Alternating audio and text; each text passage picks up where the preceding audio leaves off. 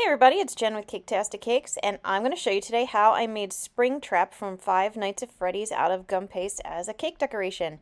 And also, before we begin, please consider liking and subscribing because it really does help me out. Alright, to begin, I'm using gum paste here. And I get asked all the time if you could use fondant instead, and you probably could as long as you use Tylose powder with it. But I'm using gum paste, so I'm starting out with like a weird greenish color. And I made a flattened oval there, and I stuck it through my lollipop stick, and I'm putting it on my styrofoam block to just start building up. I've got a small ball of gray gum paste that I'm putting some lines in. This is just to give it more of a robotic kind of animatronic look. And I connect everything with a little bit of water on my paintbrush. That's what I was doing there. And I have kind of a rectangle here rounded off. That's going to be the torso, and it's chewed off at the bottom. It's raggedy. I'm going to use my X-Acto knife. I'm going to make a bunch of tears and holes in it. Just really, really rough it up, because the whole idea is Springtrap is a possessed robot. Well, it's got a person. There's a whole story. We're going to say it's a possessed robotic animatronic from a kid's pizzeria that's, sitting there decaying and waiting for its chance to murder everybody. So yes, there you go. All right, so you got the torso, you got the bottom of it, and now I'm making the legs. I'm just taking the same color, making some cylinders out of it. I have another lollipop stick that I bent in half, and I'm going to trim it off to use as supports for the legs. And I'm going to have him sitting down again. This is just a preference. You could do him standing if you wanted to. If you did him standing, you would have to give the legs time to dry, like build the legs first and then add the torso to it so that the weight isn't squishing it or anything like that. Let the torso dry, then do the head, that kind of thing. But since he's sitting down, I'm just, making it easier on myself here. Now I'm doing the other leg too. I've put his thighs on there, and I'm going to have him sitting down like I said. The whole idea is this one Springtrap character, I guess was kind of like dormant, I guess you could say, in a coma, whatever, for about 30 years. So he just sat in the back of the room and rotted for a while before he, came back to life in order to murder people again. So yeah, that's what I'm going with this pose, that whole relaxing, waiting for his 30 years to be up. I've got the legs bent. You can see some of the lollipop sticks sticking out, and I just pushed it into that bottom greenish oval there at the bottom in order to make his legs stay. These are going to be his arms. I put a bend in the center for the elbow and then a little bend at the top for the shoulder. And again, that way, stick it in the top of the torso there. And it will show a little bit of stick, but it gives me the right angles for everything. And again, I just made more cylinders, slid them up onto the lollipop sticks, took chunks out of them, made cuts and rips in them, really roughed them up. And yeah, there you go. Okay. Now I'm putting a neck on him, more of that same gray gum paste from before. I'm going to put a couple little pressure marks in it like I did before. I didn't show it, but I did it. And then I'm going to work on his head. I started with a ball, flattened the one end of it, and then I'm separating out a little bit to give him more of a muzzle, because the idea is he is a rabbit animatronic with a separate bottom jaw. That's that piece right there that I'm using my ball tool to hollow out in the center.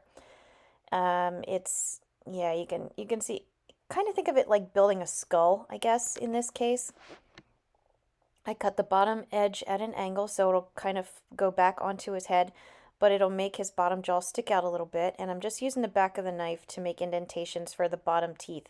Don't worry about the top teeth, okay? And I used my my paintbrush to make a couple indentations for the eyes, roughed it up again, and stick it on. I stuck it on at a little bit of an angle, again, just to make it more relaxed and slouched and defunct. I'm using a tiny piece of lollipop stick there for his one broken ear. And if you Google Springtrap images, which I highly recommend, look at the fan art, look at the different pictures, look at the toys the stores are selling of it. You're going to see repeated themes throughout every single one of them. You're going to see the big hole in his chest. You're going to see the one ear broken off almost to the head. You're going to see the bare metal feet at the bottom. So those are the main details you really want to make sure you have. The rest of it, like where the little holes are and the scratches on the arms and legs, who cares, As long as you have them, it's fine. But you got to have those main repeated themes. And as long as you have those included, you're going to be great. Now I'm using a black food coloring marker to color in and make it look dirtier inside the wounds that I've created on him. I'm using some white food coloring to go over those bottom teeth indentations to make them look white, but I didn't want them to be perfectly white because again, he's been sitting and rotting for a while. I'm filling in his eye sockets with a couple balls of white gum paste, and I'm using the same color green to give him a couple of irises on his eyes. They're hard to see, but they're there. And I'm using two little half circles, little flattened half circles as eyelids, so his eyes are kind of like half closed.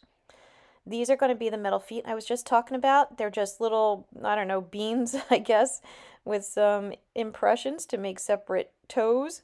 And I'm just sliding them with a little bit of water onto the ends of the lollipop sticks. Again, I know you can see the lollipop sticks. Don't worry about it. We're going to get there, so it'll be fine. Speaking of which, I'm taking some of that same gray, and I am now put a little ball on top of those lollipop sticks that are showing in the shoulders and covering it up. I just smash it around until it covers it up. Now I'm going to use silver shimmer, and I'm going to go over anything metal that I feel like is sticking out or showing or that I want to. So I'm going over that little joint there in the ear. I went over the top of the broken ear, the center where those little coils are. I did his feet. I did his shoulders. I'm going to do his legs. And oh, this is another thing too. Like when you're doing this little character, don't forget to make some tears and holes in the back of them too. Because, you know, I focus a lot on the front of things, that the back can be overlooked, so just don't forget to put a few little rough spots back there too. Now this is a darker green piece of gum paste that I'm going to use to cover his belly. And I probably should have done this first. It would have probably made my life easier because now I have to go back and find all the holes I made and carve them out again, tear them out again. But I did it. I survived. So if you do it this way, you'll be fine too. Put another little patch of green on that one intact or mostly intact ear. And yeah, I'm just using a little bit of water to cover or to make it stick. And it works. So inside that big hole in his chest, I'm going to add a big ball of red and just kind of smash it in there. Again, the idea is he is a person who put on this animatronic suit and then got trapped in it and then like fused with it. And so the idea is there is some organic material, shall we say, that's going to show, as well as wires and gears and metal frames and stuff. So what I'm doing is I'm rolling some of the red, some of the orange, just different colors between my hands to make long little spaghetti pieces and sticking them inside of some of the bigger wounds to make it look like wires coming out. I'm wrapping some orange around each ankle and crossing it across on the top of his feet just because that's what it looks like. And again, just putting some more wires sticking out here and there because he is in a great state of disrepair. All right, now I'm putting on his little shoulder pieces there. It's just like two little flattened circles that would in theory cover the shoulder joint, but again, because he's all busted up, they aren't really covering much anymore, so make sure that they still show the shoulder joints and everything. I'm putting a couple black dots in the eyes for the pupils in the center of the irises. And yeah, you just keep working at it like that. Now I've got to take care of his hands. The hands are just a ball that I separated out into 4 fingers, I forget. 1, 2, 3, 4. I've got 4 fingers. And I'm using my knife blade again to make impressions to make separations at the joints. Because again, animatronic, think everywhere that your hand or finger would bend is going to be an actual seam. So, and that's what I'm doing. I have his hands kind of curled up and relaxing so his palms are up. I roughed them up a little bit. I put a little hole in the center of the palm and used some of the silver shimmer in the middle of it just to, again, make it look a little rougher, make it a little more decayed. The lollipop sticks at the wrist and the ankles that was still showing, I painted over with the silver again. And now I'm just going back over it with a little more black food coloring and water to just make them look dirty. So going inside the mouth, make sure it's nice and dark. I'm sorry, I forgot to say I added a little black ball of gum paste for his nose. But yeah, just rough them up, make them dirty, make them beat up, make him creepy and kind of yucky looking, and you got Springtrap. You got pretty much any of the Five Nights at Freddy's. So I hope you found this video helpful. Please like and subscribe because, again, it does help me out as well. I got a lot of other Five Nights at Freddy videos out there, so take a look for the different characters. And as always, thank you for watching Caketastic Cakes.